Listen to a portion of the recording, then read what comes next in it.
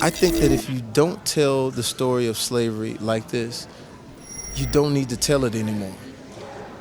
If you don't say with the language how the N-word was used, if you don't say it with the brutality of what it was, I don't think you do it. And I think we're grown up enough now to understand and look back on it now and know that it is a film. I think we've come.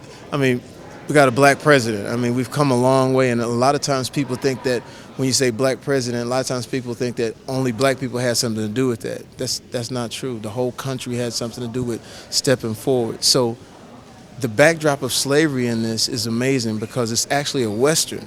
So watch how this guy works. It's a Western that acknowledges slavery, but the slave becomes a bounty hunter and then becomes a hero and then becomes a super action hero. So if you look at it, there's a whole lot of layers to it.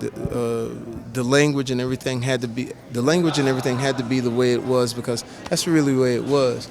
And then only Quentin Tarantino can do what he's doing to where even though it's really a touchy subject, there are going to be times where you laugh out loud when Django actually goes to confront his masters, and he plays James Brown, big payback in the back. You got to laugh a little bit at that. So it was a great process, but only to be honest with you, I think he's the only one that could do it. And Walton Goggins was saying that before and after every take, he would sort of apologize to the black actors because you guys have to kind of be living in this moment. What was that like for you being on set? Well, Walt would apologize, but after a while I said, stop apologizing.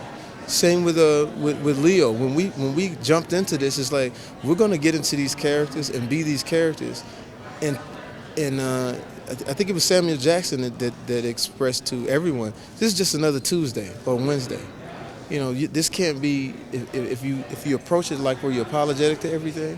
You know, and that's good that they have that spirit, that that they have that inside them, that they know that those words are hurtful. But in order for us to get the movie done, we had to really go there. Would you say your character has a partnership with Jamie Foxx's character? Yes, I could, say that in good conscience and full conviction. Is one of them a good guy and one of them a bad guy, perhaps? Neither are all that good, neither are all that bad. I mean, they claim to be good, but good and bad, as we know, depends a lot on your point of view. Do you get any moments of kick-assery in this movie? Because he has such strong female characters. Yeah, I know, it's interesting. People keep asking that because a lot of women in Quentin's films kick ass. I have one little moment at the end. Well, we'll see because nobody's seen an edit. But no, I don't really kick ass in this film. And actually, for me, that was one of the reasons I really wanted to do the movie, because black women historically have never had the opportunity to be rescued. We've never been kind of the princess in the tower being rescued by the black man, because so much of our legacy of history has been about splitting families apart and making it impossible for us to have that healthy marriage. So I really love that Broomhilda is truly a princess in a tower who's rescued by her man. Right, Yeah.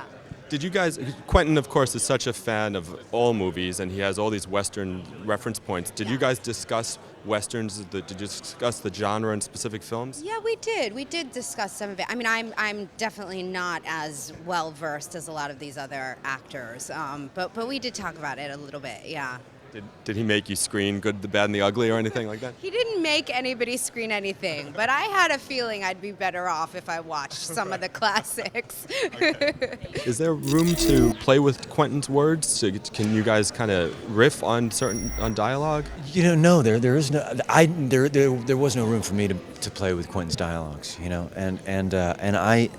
I'm not saying it's perfection for the sake of making Quentin Tarantino look good. It's perfection, I mean, I've been reading like all of these other guys for 20. I've been doing this for 22 years, and why would I want to muck that up with my own narcissism or ego? I would rather just say exactly what's on the page. Sure. And he wants you to. He's written it that way for a reason. You're a bad guy in this, but do you see your character as a bad guy? He said, for those of you who didn't get to see what I just saw, he said, you're a bad guy in this. He put quotes around it. No, in this particular instance, I am not going to make an argument for the sensitive side of Billy Crash. I'm going to straight up tell you, he's the baddest mother east of the Mississippi. but then there's one dude that's badder. You'll have to watch the movie to find out.